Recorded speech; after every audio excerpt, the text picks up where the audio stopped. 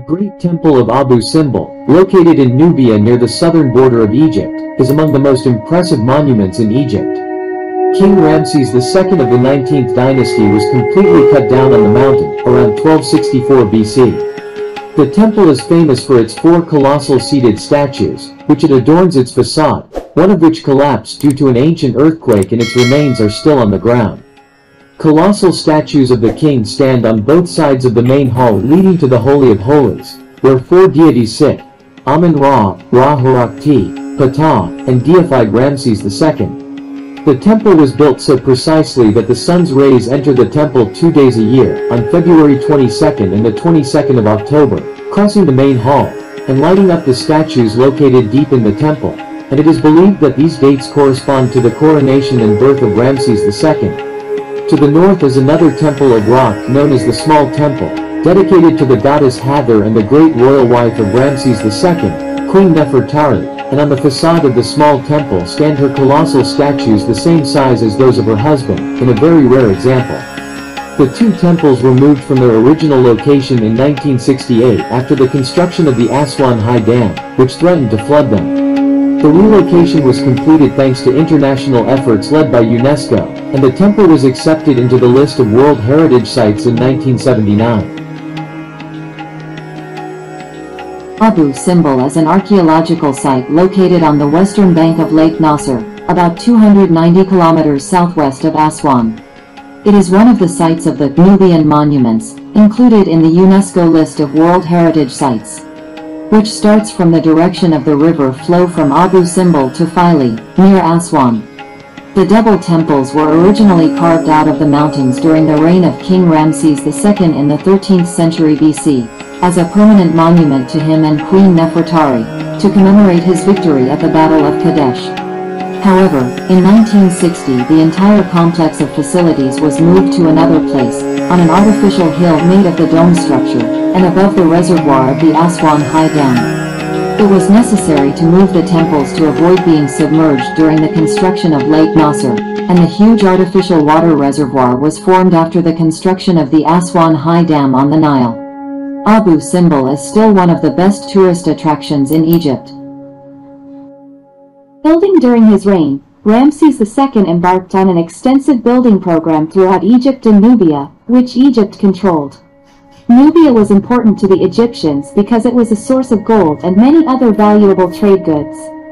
Therefore, Ramses built many great temples there in order to amaze the Nubians with the power and Egyptianization of Egypt.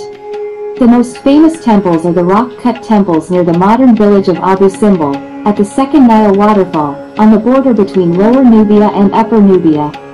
There are 2 temples, the Great Temple, dedicated to Ramses II himself, and the Small Temple dedicated to his principal wife, Queen Nefertari. The construction of the temple complex began around 1264 BC and lasted about 20 years until 1244 BC. It was known as the Temple of Ramses, beloved by Amun. Rediscovery. With the passage of time, the temples were abandoned and thus covered with sand.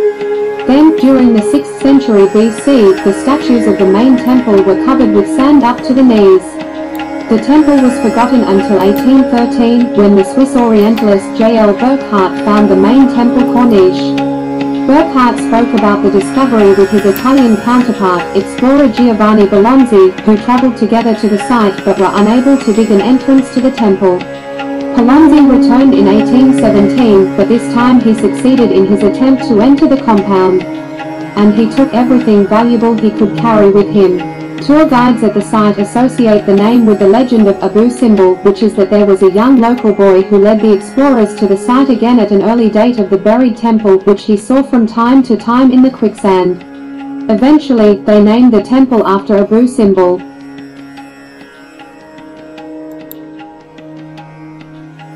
The model showing the original table and the current location of the temple relative to the water level. An international campaign of donations to save the monument from sinking began in 1959. The ancient southern ruins of this human civilization were under threat from the rising waters of the Nile, which were about to result from the construction of the Aswan High Dam. The rescue of the Abu Simbel temples began in 1964, and this operation cost $40 million. Between 1964 to 1968, the whole site was cut into large blocks, up to 30 tons and an average of 20 tons, dismantled and reinstalled in a new site 65 meters and 200 meters above river level, considered to many as one of the greatest works of archaeological engineering. Some structures were rescued from under the waters of Lake Nasser. Today, thousands of tourists visit the temples every day. Convoys of buses and escorted cars leave twice a day from Aswan, the nearest city. Many visitors arrive by plane at the airport, which was built specifically for the temple complex. Society consists of 2 temples. The largest is dedicated to the 3 deities of Egypt at that time, namely Ra-Harakhty, Ptah, and Amun, and 4 large statues of Ramses II stand out in the facade. The smaller temple is dedicated to the god Hathor, personified by Nefertari, Ramses' most beloved wife. Close to one of the colossal statues of Ramses II, wearing the double crown of Upper and Lower Egypt. The construction of the Great Temple at Abu Simbel took nearly 20 years, and was completed in about 24 years of the reign of Ramses the Great, which is equivalent to 1265 BC. It was dedicated to the gods Amun-Ra, Ra-Harakhty, Ptah, as well as to Ramses. It is generally considered the finest and most beautiful temples that were commissioned during the reign of Ramses II, and one of the most beautiful in Egypt. 4 colossal statues of the pharaoh, up to 20 meters in length, with the double Atef crown of Lower and Upper Egypt, decorate the facade of the temple, which is 35 meters wide, and is crowned with a cornice with 22 baboons, and the entrance is surrounded by sun worshippers.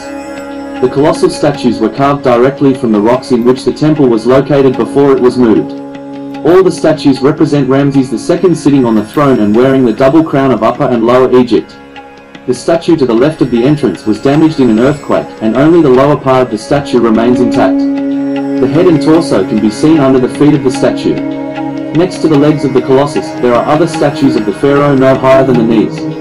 This depicts Nefertari, the main wife of Ramses, and the queen mother, Mutai. He has 2 sons, Amun-Ra and Ramses, and he has 6 daughters, Pentanath, Pakma, Nefertari, Meritamen, Neptawi, and Asnefet. The entrance itself is crowned with a relief of small relief, representing 2 images of the king worshipping the falcon-headed Ra-Harakhty, whose statue stands in a large niche. This deity holds in his right hand a hieroglyphic necklace, the pharaonic Egyptian art of writing used on the quilt, while in his left hand he holds Ma'at, the goddess of truth and justice. On top of the facade of the building is crowned by a row of 22 baboons with their arms raised in the air, presumably worshipping the rising sun. Another notable feature of the building's facade is a plaque recording the marriage of Ramesses to the daughter of King Hatsili III, which led to the peace between Egypt and the Hittites. Small Temple. The Temple of Hathor in Nefertari, also known as the Small Temple, was built about 100 meters to the northeast of the Temple of Ramses II and was dedicated to the goddess Hathor, Ramses II, and his wife Nefertari. In fact, this is the second time in ancient Egyptian history that a temple is dedicated to a queen. The first time was when Akhenaten dedicated a temple to his wife, the great Queen Nefertiti. The rock pieces in the facade are decorated with 2 groups of giants, and they are separated by the large gate. The statues are a little more than 10 meters high, of the king and queen.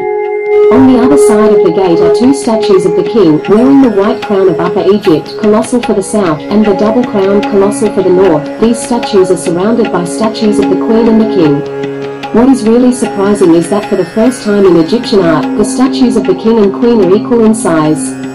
Traditionally, statues of queens are standing next to the pharaoh, but they are not taller than his knees. This exception to a rule long ago testifies to the special importance given to Nefertari by Ramses, who went to Abu Simbel with his beloved wife in the 24th year of his reign. Also in the Great Temple of the King there are small statues of princes and princesses along with their parents. In this case they are in a balanced position, on the south side left when facing the gate, from left to right, the princes Meri Atum and Mer, the princesses Mer Amen and Hentawi, the princes Ra-Hiron Mph, and Amun-Ra, while they are on the north side but in reverse order. The design of the small temple is a simplified version of the Great Temple.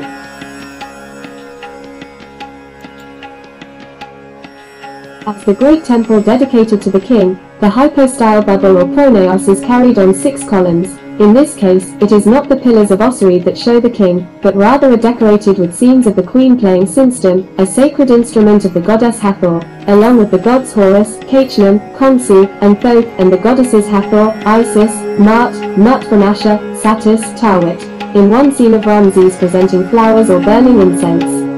And that the main pillars bear the face of the goddess Hathor. This type of column is known as a Hathor.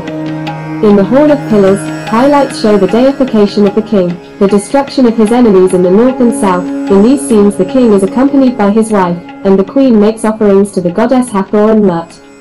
The hypostyle hall is followed by an atrium, which gives access through 3 large doors.